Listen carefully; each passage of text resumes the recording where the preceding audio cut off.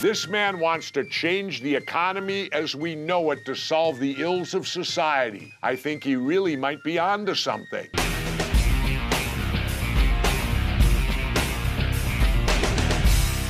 He's a filmmaker, musician, activist, author, and most importantly, the founder of the worldwide Zeitgeist movement to promote global sustainability. Peter is an advocate of a free media and distributes all of his films independently, along with his half-hour web series, Culture in Decline. Peter's focus these days is on getting the masses to move away from a market-based economy to a resource-based economy.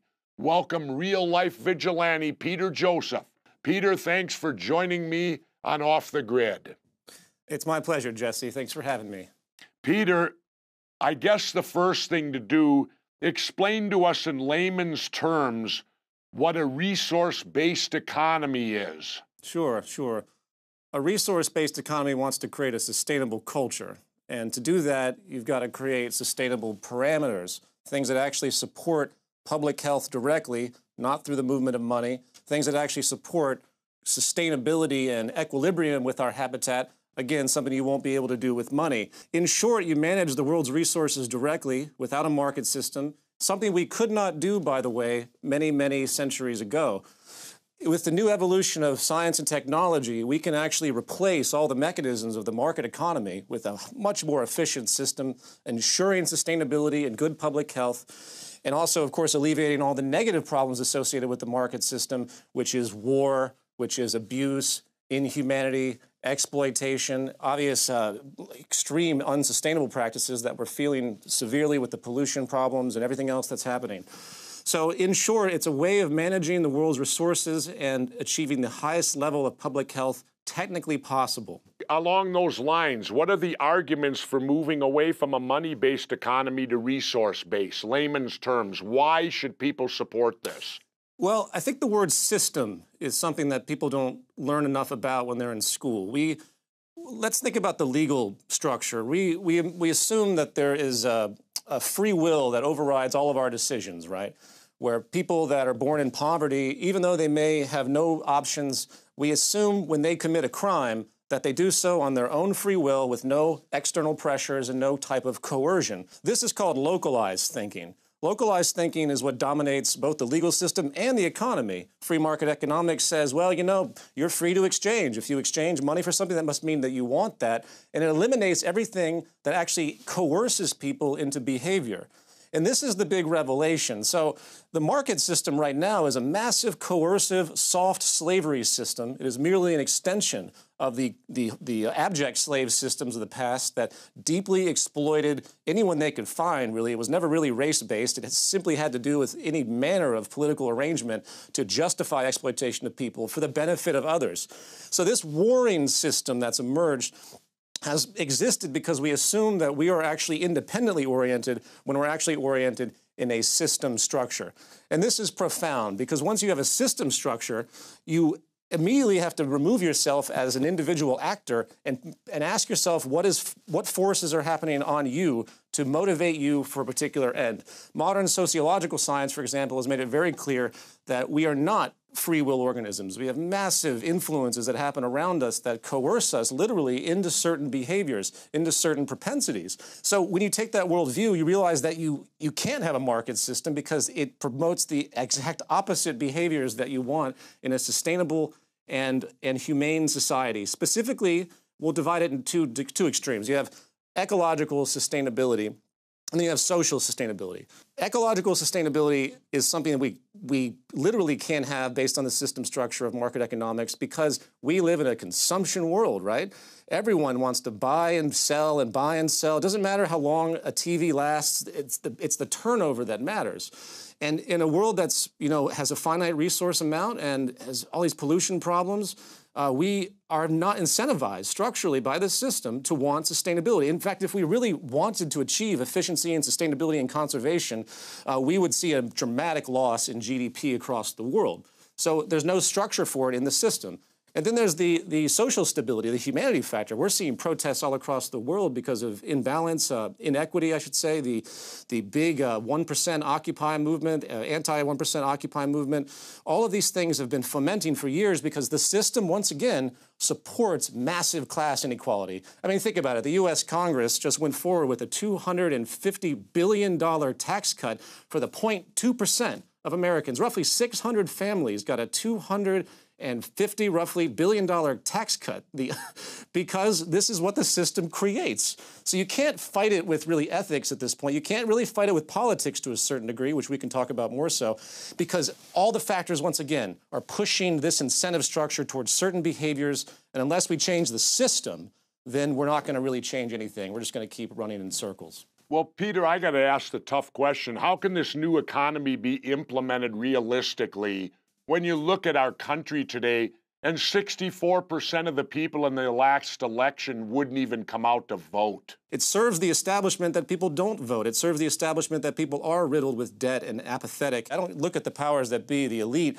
as some evil class that just happened to be there. It's a natural outgrowth of this system that you will inevitably have this power consolidation problem, regardless if you maintain a system like this. So to answer your question, we have to educate, man. That's why the Zeitgeist movement is trying to get this word out there as fast as possible, and to do so before the big ecological crisis hits. By about 2030, whether people are apathetic or not, they're going to have a serious sting with the complete loss of biodiversity, the pollution problem, the massive trends of social destabilization, the incredible debt problem. By about 2020, all countries will essentially be bankrupt to each other.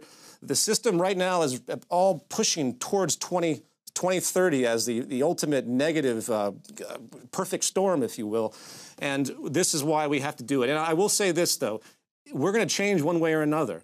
The question is, how much suffering has to occur before the society actually wakes up? How do you battle this, Peter, when I give you this? How about the religious people out there who put their trust in God? Well, God gave us this planet. God gave us the planet to use it. God will take care of us in the end.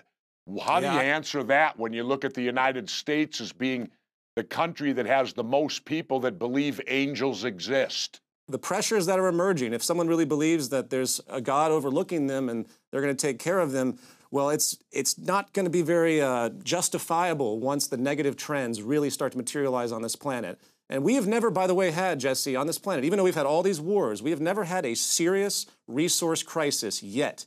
And we are on the verge of about 3 or 4 of them if we keep trends the way they are. Peter, another question. Sure. How would the world benefit by moving to this type of economy? What would be the biggest benefit for the world to move to the type of economy you're talking about? All life support systems right now on this planet are in decline. So apart from the reversal of all of that, if you have a people living in a world where you have access, and this is the term that's used as opposed to property, and an access society where everyone can get their needs met, which is something we can do. It's scientifically proven.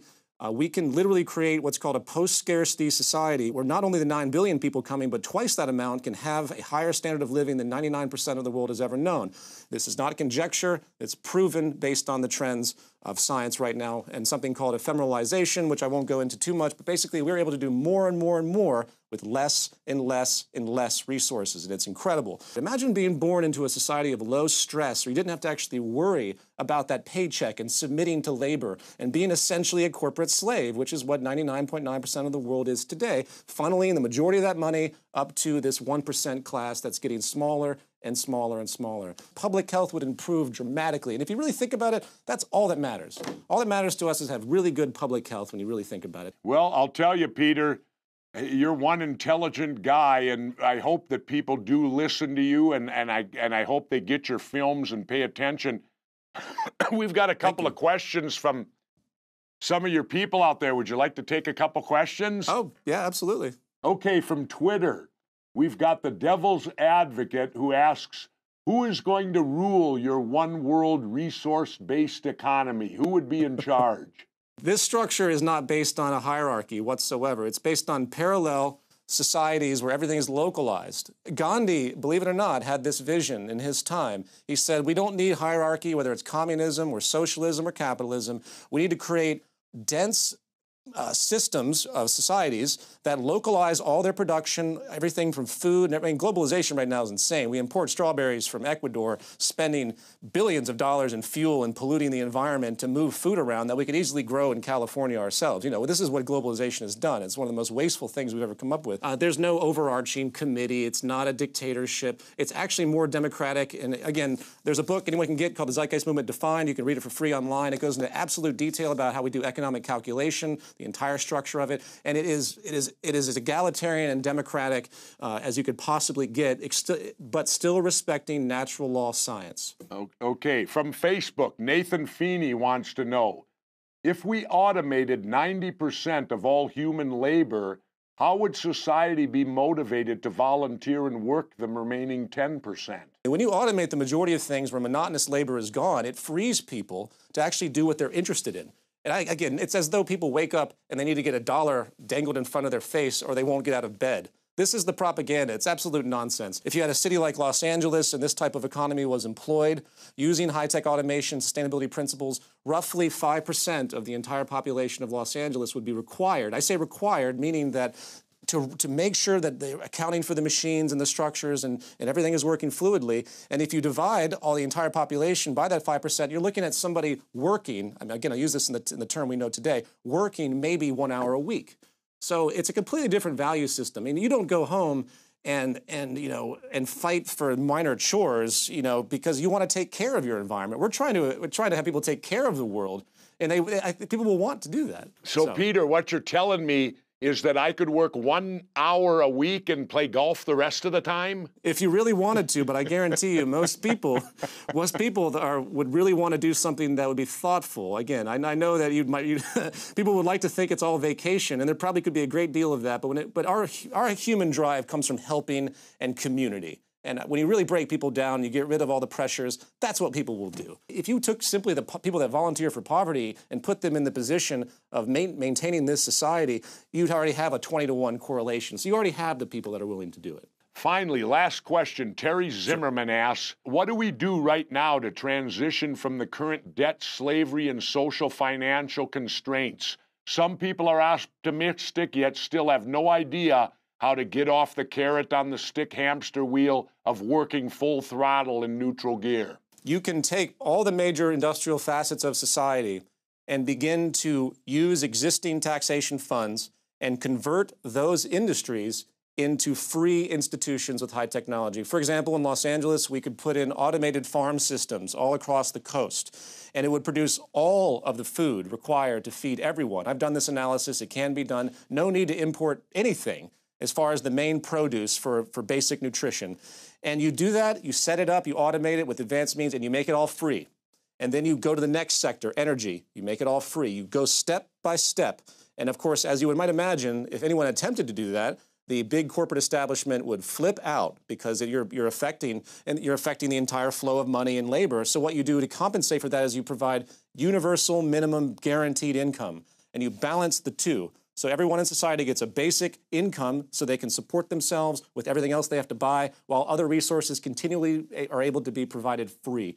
Does that make sense? You just gradually do it, and eventually you'll end up with this system. Now, that's easier said than done, but that's as far as I think we can go right now. I look at it this way, Peter. If we're going to get this done, I guess I need to become the president at 2016 and bring you on board. Hey, I'd be right there. I'd be right there. No, I mean, seriously, it would require something that wild to happen. Probably. It probably would. That's a very long conversation. I have that conversation a lot. But okay. Well, Peter, I want to thank you for joining me on Off the Grid today. I mean, this is a concept that I had no idea of, but it's very interesting, and I look forward to seeing a resource-based economy go into effect. Maybe, do you think it could happen in my lifetime? I'm 63.